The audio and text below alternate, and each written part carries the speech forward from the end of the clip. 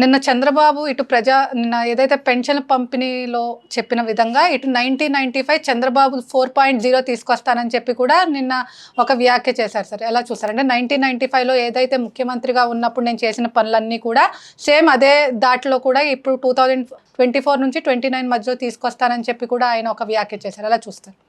ఖచ్చితంగా మనకు దానికి ఏంటంటే వాళ్ళు ఏం చేశారు అనేది మనకు అనవసరం. ఏ ముఖ్యమంత్రి అయినా, ఏ ప్రధానమంత్రి అయినా, ఏ మంత్రి అయినా కూడా చట్టం ప్రకారం, రాజ్యాంగం ప్రకారం వెళ్లాల్సిందే. దాన్ని ప్రత్యేకంగా తీసుకోవాల్సిన అవసరం లేదు. ఖచ్చితంగా ఎవరైనా రూల్స్ ప్రకారం చేయండి, కావాలంటే రూల్స్ అమెండ్ చేసుకోండి. ఒక పని మీకు కరెక్ట్ అనిపించలేదు, జగన్మోహన్ రెడ్డి గారు చేశారు లేదా మోడీ గారు చేశారు, ఒక ప్రభుత్వం ఒక నిర్ణయం తీసుకుని అది మీకు కరెక్ట్ కాకపోతే కనుక ఆ నిర్ణయాన్ని తొక్కేయకుండా దాన్ని అమెండ్ చేసి కరెక్ట్గా నిర్ణయం తీసుకోండి. అది తీసేసిండి, ఇరికి ఇవ్వండి. ఇప్పుడు జగన్మోహన్ రెడ్డి గారి టైంలో చూసాం, కాంట్రాక్టులకు ఎవరికి డబ్బులు ఇచ్చేవాడు కాదు.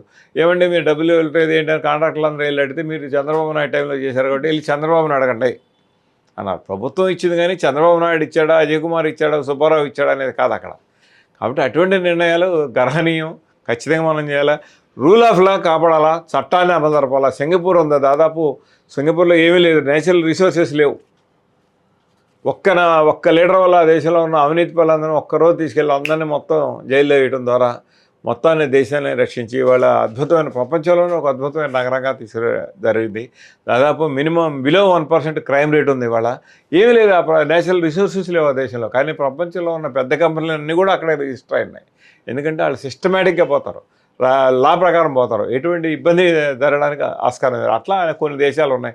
మన దేశాన్ని కూడా అట్లా తీసుకెళ్ళగలిగితే కనుక మనకున్న రిసోర్సెస్ ప్రకారం ఒక్క 10 ఏళ్లలో మనం ప్రపంచంలోనే నెంబర్ 1 దేశంగా అభివృద్ధి చెందుతుందనటంలో ఎటువంటి సందేహం లేదు.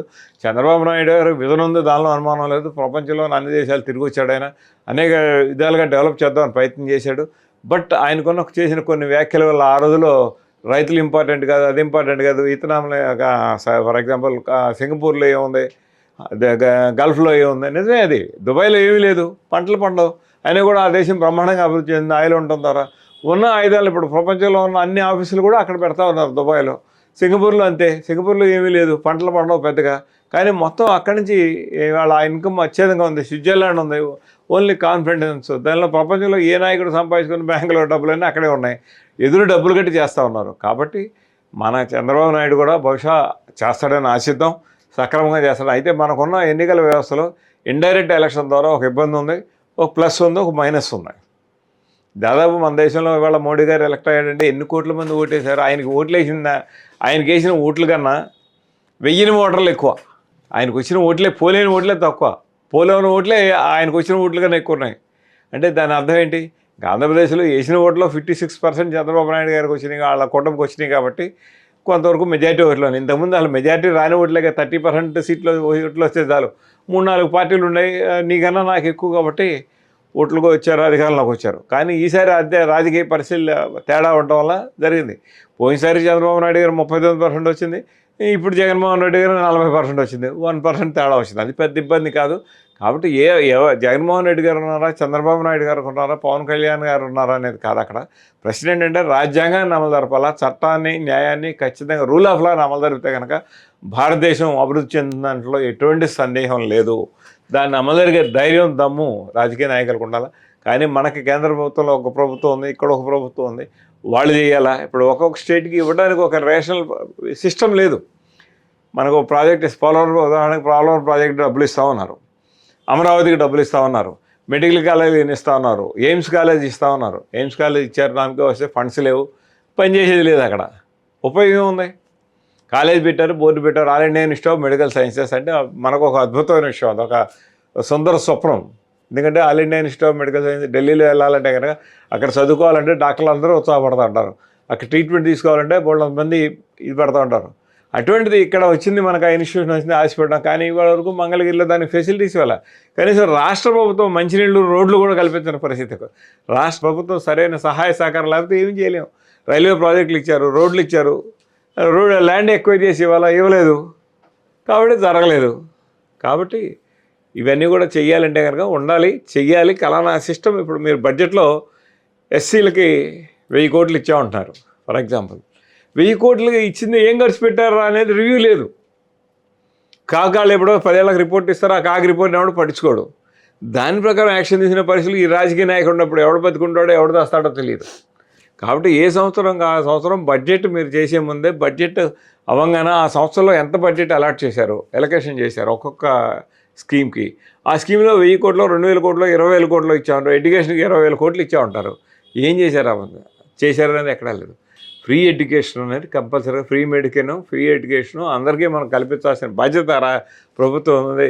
ఈ పెన్షన్లు చెత్త చెదారం ఈ కాదు మనకు కావాల్సింది. ఖచ్చితంగా education, compulsory education for the children ఒకటి, మెడిసిన్ ఒకటి, విద్యా వైద్యం 2 ఫ్రీగా కల్పిస్తే కనుక ఇవాళ ఢిల్లీలో అద్భుతంగా మున్సిపల్ స్కూల్లో మనం డెవలప్ ఆమ్ ఆద్మీ పార్టీ ఆధ్వర్యంలో చేయడం జరిగింది. ఇవాళ మున్సిపల్ స్కూల్స్ ప్రైవేట్ స్కూల్స్ కన్నా కూడా బ్రహ్మాండంగా ఉన్నాయి. సో ఆ సిస్టాన్ని డెవలప్ చేస్తారని నేను ఆశిస్తాను. చంద్రబాబు నాయుడు గారు జడ్పీ స్కూల్స్ ఇవన్నీ కూడా మనందరం మున్సిపల్ స్కూల్లోనో జడ్పీ స్కూల్లోనో ఎక్కువ మంది చదువుకున్నాం. హైదరాబాద్ పబ్లిక్ స్కూల్లో ఇల్లు చదివినాడు, అక్కడ ఉన్న మంత్రుల కొడుకులు ధనవంతులు కొంతమంది చదువుకున్నారు. అప్పుడు చాలా తక్కువ. కానీ ఇవాళ మున్సిపల్ స్కూల్లో అడ్మిషన్లు చదివిన వాళ్ళు ఇవాళ అనేక మంది ఐఏఎస్ఎల్ కానీ ఐపీఎస్ఎల్ కానీ అనేక మంది టాపర్స్ కానీ పొలిటికల్ లీడర్స్ కానీ ఉన్నారు. ఇవాళ స్కూల్స్లో ఎలక్షన్లు రద్దు చేశారు గతంలో చంద్రబాబు నాయుడు చేసిన పరిపాలన. ఇవాళ ప్రభుత్వం తప్పు చేస్తే కనుక విమర్శించే పరిస్థితి లేదు. ప్రభుత్వం ఒక ఉద్యమం చేసేవాళ్ళు మేము చదువుకునేటప్పుడు అయితే కనుక ఒక ఇడ్లీకి ఒక ధరలో పెరిగినాయి అంటే కనుక ఒక 10 పైసలు ఒక ప్లేట్ ఇడ్లీ పెరిగిందంటే కనుక హోటల్ మీద ఎదురుగా ధర్నాలు చేసేవాళ్ళం, అవసరమైతే హోటల్ పగలగొట్టేవాళ్ళం. అట్లా ఉండేది. స్టూడెంట్ ఎలక్షన్ లేవు. అంటే ఈ స్టూడెంట్స్ ఎవరు కింద కైలాసలో ఉన్నాడు లేదా చిన్న చిన్న middle class families, lower middle class families ఎవరు లీడర్ అయ్యే అవకాశం లేదు. ఎందుకంటే ఎలక్షన్స్ లేవు, వాళ్ళకి ఎలక్షన్ కాంపిటీషన్స్ ఉండవు, మాట్లాడాల్సిన పరిస్థితి లేదు, ఎవడో చెప్పే పరిస్థితి లేదు. ఇవాళ ఉన్న ఎంపీలు కానీ ఎమ్మెల్యే కానీ మీరు చూసుకోండి, చంద్రబాబు నాయుడు గారు కొడుకు, ఇంకో రాజకీయ నాయుడు కొడుకు మిథున్ రెడ్డి గారు, ఇంకోడు జగన్మోహన్ రెడ్డి గారు, రాజశేఖర రెడ్డి గారు కొడుకు జగన్మోహన్ రెడ్డి గారు, శర్మిలారెడ్డి గారు, వీళ్ళు అవ్వాల్సిందే తప్పితే సామాన్య మానవుడికి ఎవరికి కూడా ఎలక్షన్లో నుంచిన అధికారం కానీ అవకాశం కానీ లేదు. ఉదాహరణ మనం కన్నయ్య కుమారం చూసాం.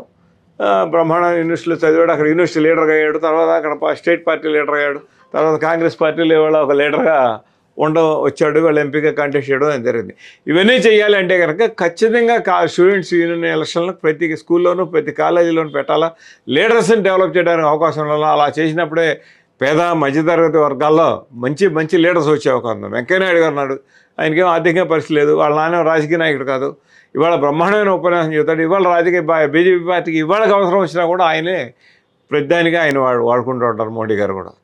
కాబట్టి మనం వాజ్పేయి గారు అంతే, ఎల్కే అద్వానీ గారు అంతే, వీళ్ళెవరు కూడా ధనికులు కాదు, జమీందారు ఫ్యామిలీ నుంచి వచ్చిన వాళ్ళు కాదు. ఆ అవకాశాన్ని చంద్రబాబు నాయుడు గారే చెడగొట్టడం జరిగింది. ఖచ్చితంగా స్టూడెంట్స్ ఎన్నికలు పెట్టాలా.